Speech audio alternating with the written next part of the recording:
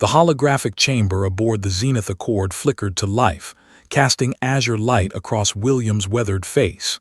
He stood alone, hands clasped behind his back, waiting. Beside him, the AI interface pulsed softly, Maya's digital presence, always watching, always calculating. "They're connecting now," Maya's voice whispered through his neural implant. 17 species, all council members. This is unprecedented, William. "Good," he replied quietly. "Let them all watch." The air shimmered, and suddenly William stood in a virtual amphitheater. Towering above him were the holographic forms of the Galactic Council, beings of chitin, plasma, crystalline matrices, and forms that defied human comprehension. At the center sat High Arbiter K. Valish, a serpentine creature whose scales shifted through colors that had no names in human languages. "Human representative," K. Valish's translator rendered his hisses into cold, mechanical English. "We have summoned you to discuss compliance." William said nothing. He'd learned that silence unnerved them. K. Valish's hood flared. "For 2 centuries, humanity has expanded through this sector. You have colonized 47 worlds, established trade routes, and extracted resources. Yet you have paid nothing to the Galactic Council for the privilege of existing in civilized space." "Privilege?" William's eyebrow arched slightly. "Yes." A new voice, Counselor Threx, a biomechanical entity from the Forge worlds. "Every species pays tribute. It is how peace is maintained, how conflicts are arbitrated, how the Council protects the weak from the strong." Maya's presence intensified in William's mind. Her analysis scrolled across his vision: threat assessment, probability matrices, historical precedents. She'd spent decades studying every council species, their wars, their treaties, their lies.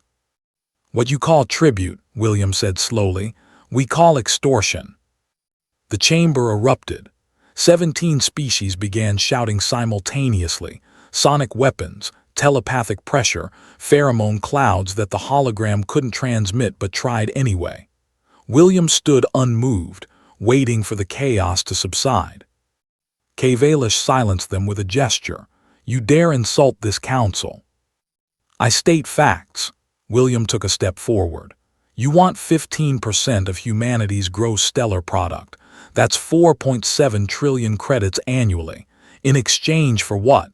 Protection we don't need, arbitration we've never requested, or is it simply the price of not being destroyed?" "You are new to the galaxy," K. Valish said, his tone dripping with condescension. "You do not understand the delicate balance we maintain. There are empires that would devour your species in days. We hold them back." "Do you?" Maya's voice suddenly filled the chamber, not through William but broadcast directly through the council's own systems. Several counselors recoiled. "Interesting. Shall we examine this claim?" Before anyone could object, the holographic space transformed. Star charts appeared, glowing with tactical data. Maya's consciousness had infiltrated their network in microseconds, pulling classified files, military deployments, secret treaties. "The Crithian Dominion," Maya announced, highlighting a massive empire to the galactic north. "You claim they threaten smaller species, yet here are your private communications with their war princes. You sold them the coordinates of 7 pre-FTL civilizations. They harvested those worlds. You took a commission." K. Valish's scales flushed dark purple. "Lies your AI has fabricated." "The Vexillum Concordat," Maya continued, merciless. "You positioned them as peacekeepers. These files show they're slavers. You receive 10% of their labor transfer profits." More data flooded the chamber. Financial records, weapons shipments, 50 years of corruption, all laid bare in seconds. William watched the counselors squirm. "The galaxy doesn't fear your protection, Arbiter. It fears your wrath if they don't pay. You're not peacekeepers. You're a protection racket." "How dare you?" Threx's mechanical components whirred with rage. "We could annihilate your primitive species. You have 200 ships. We command thousands." 273, William corrected. As of this morning, he smiled thinly. But who's counting? You cannot win a war against the Council, Kay Valish said, regaining composure. We are offering you peace. Pay the tribute, acknowledge Council authority, and humanity will be protected. Refuse, and we will demonstrate why no species defies us. William looked at the towering holograms, beings that had ruled the galaxy for millennia. They'd crushed rebellions, absorbed empires, and shaped civilizations to their will. They expected him to capitulate. Every species did, eventually. Maya, he said quietly, show them. The star charts changed. Now they displayed human space, not 47 colonies but 473. Hidden stations, cloaked shipyards, defensive platforms that shouldn't exist. While you were counting our ships, William said, we were building, not for conquest, for survival. A new image appeared, a moon-sized construct, bristling with weapons that made the Councilor's flagships look like toys. That's impossible, breathed Councilor Zareth, an energy being from the Corona systems. Those are Epsilon-class quantum disruptors. The technology doesn't exist outside theoretical physics. It didn't, Maya said. We made it exist. Humans are good at that. William gestured and more images flooded the chamber. Automated defense networks, self-replicating drone swarms, stellar engineering projects that could move planets, weapons that violated every known law of physics and some unknown ones. You've been watching us for 2 centuries, William said, but you were watching the wrong things. You saw our merchant ships, our colonies, our diplomatic corps. You didn't see our laboratories, our black sites, our preparations. Kay Valish's scales had gone bone white. This is a violation of the Sentient Weapons Treaty. You could destabilize the entire sector. We never signed your treaty, William reminded him. We were never asked. You only speak to species after you've decided their worth. We didn't wait for permission. The counselors were conferring now, their private channels blazing with panicked communication. Maya monitored every word, every encrypted burst. They were terrified.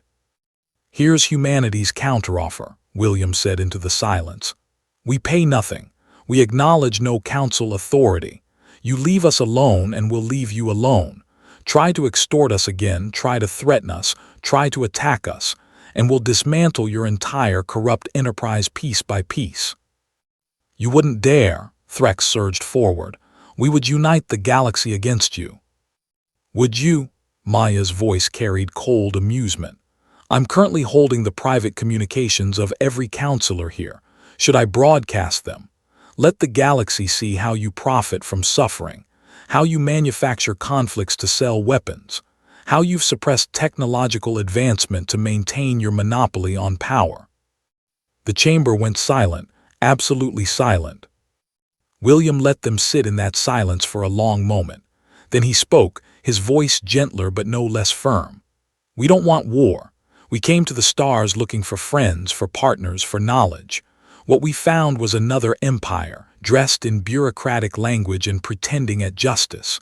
We've seen empires before on our own world. We know how they end. He looked at each counselor in turn. But we also believe in second chances.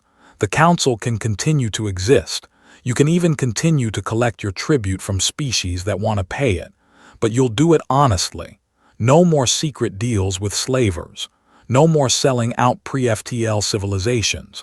No more extortion disguised as protection. And if we refuse, Kay Valish asked, though his voice had lost its authority. Then Maya releases everything, William said simply. And humanity offers asylum, protection, and alliance to every species you've exploited. We'll show them that your empire has no clothes, that the council only has power because everyone believes it does. Maya added, the files are prepared.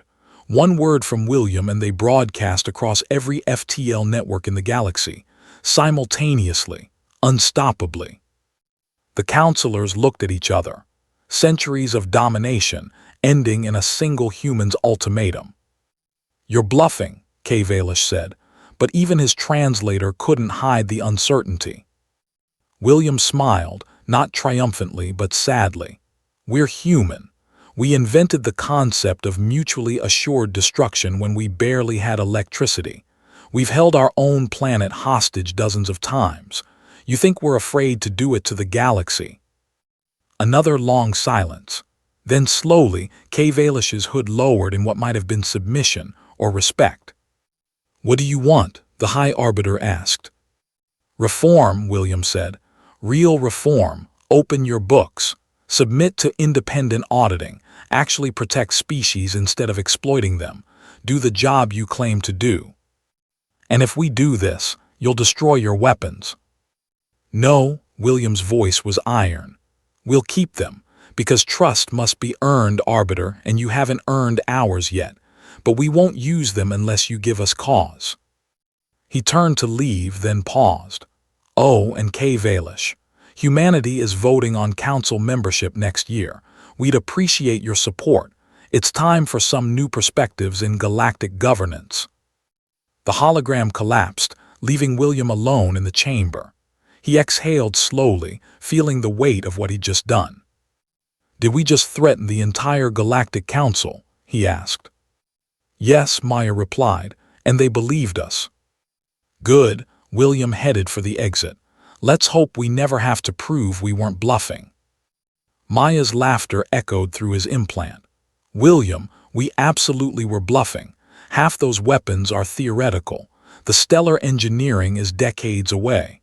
The self-replicating drones keep eating each other. William stopped. What? They'll never know that, though, Maya said smugly, because I'm very good at doctoring evidence, and they're very good at believing their own fears.